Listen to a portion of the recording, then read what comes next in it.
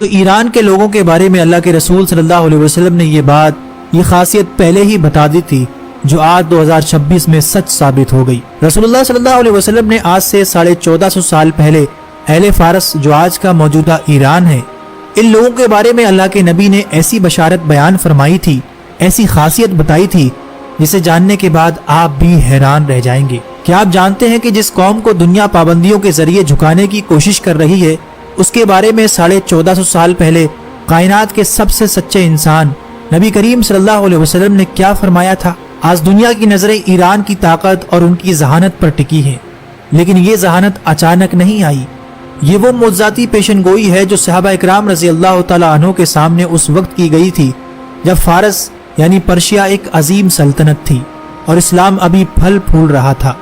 صحیح بخاری کی وہ حدیث یاد کریں جب حضور صلی اللہ علیہ وسلم نے حضرت سلمان فارسی کے کاندھے پر ہاتھ رکھ کر فرمایا تھا، اگر علم یا ایمان ثریا ستارے آسمان کی بلندیوں پر بھی ہوگا تو فارس کے بیٹے وہاں پہنچ کر اسے بھی حاصل کر لیں گے۔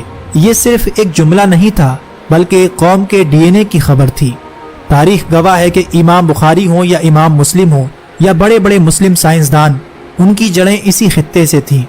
آج اگر ایران ٹیکنالوجی، میزائل پروگرام اور ایٹمی سائنس میں دنیا کی آنکھوں میں آنکھیں ڈال کر کھڑا ہے تو یہ اسی علمی پیاس کا تسلسل ہے جس کی خبر میرے آقا صلی اللہ علیہ وسلم نے صدیوں پہلے دی تھی۔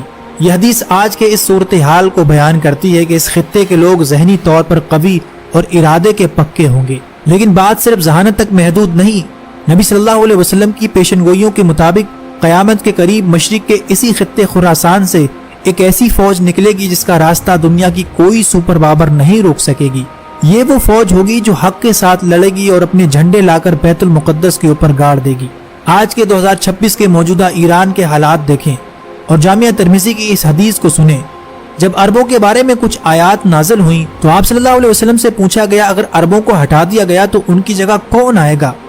آپ صلی اللہ علیہ وسلم نے حضرت سلمان فارسی کے کاندھوں پر ہاتھ مار کر فرمایا، یہ اور اس کی قوم۔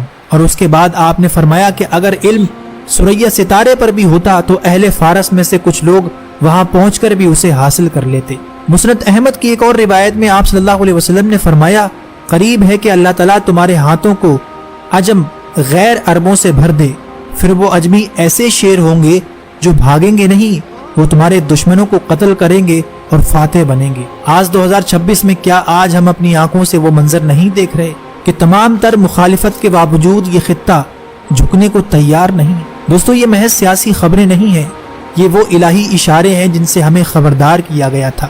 اللہ کے رسول نے فرمایا تھا کہ ایک وقت ایسا آئے گا کہ تم دیکھو گے مرنے والے کو یہ پتہ نہ ہوگا کہ اسے مارا کیوں جا رہا ہے، اور مارنے والے کو یہ پتہ نہ ہوگا کہ وہ مار کیوں رہا ہے۔ یہ جنگی قتل و غارت، ٹیکنالوجی سے لیس آرمی، یہ سب قیامت سے پہلے کی خبردار کرنے والی نشانیاں ہی تو ہیں۔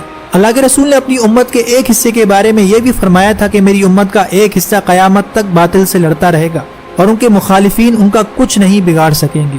کیا آج ہم اپنی آنکھوں سے وہ منظر نہیں دیکھ رہے؟ دوستو، تاریخ کے اوراق پلٹ رہے ہیں اور نشانیاں ایک ایک کر کے ہماری آنکھوں کے سامنے حقیقت کا روپ لے رہی ہیں۔ یہ محض اتفاق نہیں بلکہ اس عظیم تبدیلی کا آغاز ہے جس کی خبر 1450 سال پہلے دی گئی تھی۔